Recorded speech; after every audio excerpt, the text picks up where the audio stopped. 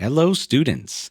In this video, I am going to deep dive into the asset section of the classified balance sheet.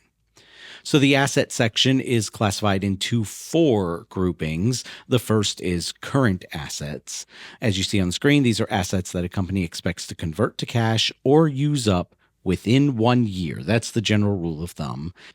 However, for some companies, their operating cycle, or what's known as their cash to cash conversion cycle, basically from the point that they outlay cash to the point that they get it back after, say, manufacturing, constructing, selling, and ultimately receiving payment. Some companies, that operating cycle is longer than a year. And so for them, as long as it falls within the operating cycle, an asset would also be considered current.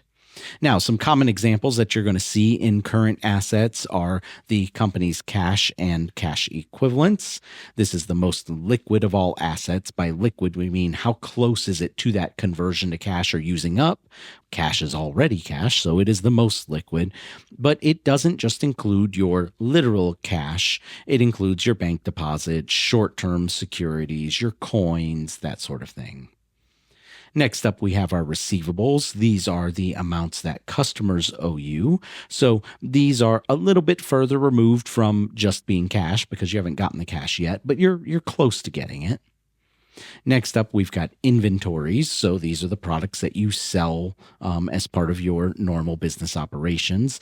Again, you'll notice that these are even more removed from cash because, well, first you have to sell it, then you have to receive money from the customer, right? So you're 2 stages removed from cash now. And then you've got prepaid expenses. This is when you've already paid cash for something that you won't actually see the value of until the future. So things like insurance, where you pay money and now you have to simply wait for the passage of time to be covered by that insurance benefit. Or supplies, where you have paid money, but now you have to wait until you use up those supplies in order to have received the value from them. Those are what we refer to as prepaid items, and those are even more removed in the liquidity conversation.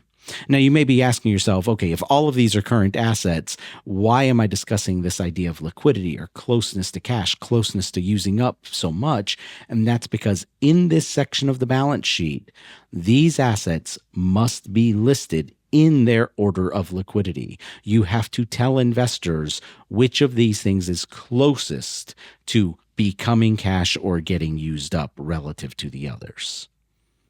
Our second classification is long-term investments, whereas short-term assets or current assets are those that are going to convert in less than a year. Long-term investments are those that will take longer than a year to convert. This is where you're going to include your investments in other companies, such as lending them money or buying their stock, if you intend to hold on to that investment for longer than a year. It's also where you're going to put your own property, plant, and equipment purchases if they are not yet deployed in operations.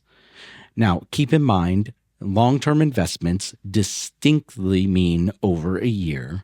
There is such a thing as short-term investments where you've made similar investments that I've just described, but you plan to get rid of them in less than a year. And in the event that you have those, they would go in our previous classification of current assets. Our third classification is property, plant, and equipment, also known as PP&E. These are tangible assets, in other words, things you can touch. They're usually large in nature, and they usually have long, useful lives in the operation of your business. So you see some examples listed here: buildings and factories, delivery vehicles, furniture, equipment, land, and land improvements. Some of these assets will go through a process called depreciation, where you take the cost of the asset and you spread it over its life, because it's not like when you bought the building or you bought the vehicle, the day you bought it, suddenly it was just used up and you could never use it again.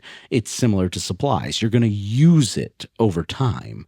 And so that process is called depreciation.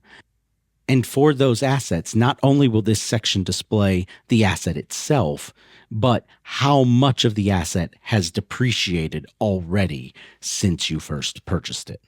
By the way, property, plant, and equipment has many names that it goes by, so don't get confused. Sometimes it's called fixed assets, sometimes plant assets, sometimes capital assets.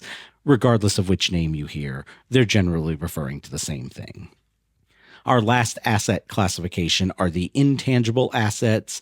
As the name would describe, these do not have physical substance. You cannot touch them, but they are often highly valuable for the company.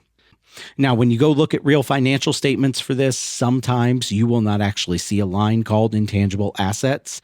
Sometimes they are lumped into something called other assets. So just be aware of that as well. All right, that is it for the deep dive into the asset classifications on the classified balance sheet. Thanks for watching, and I hope you'll join me for another video.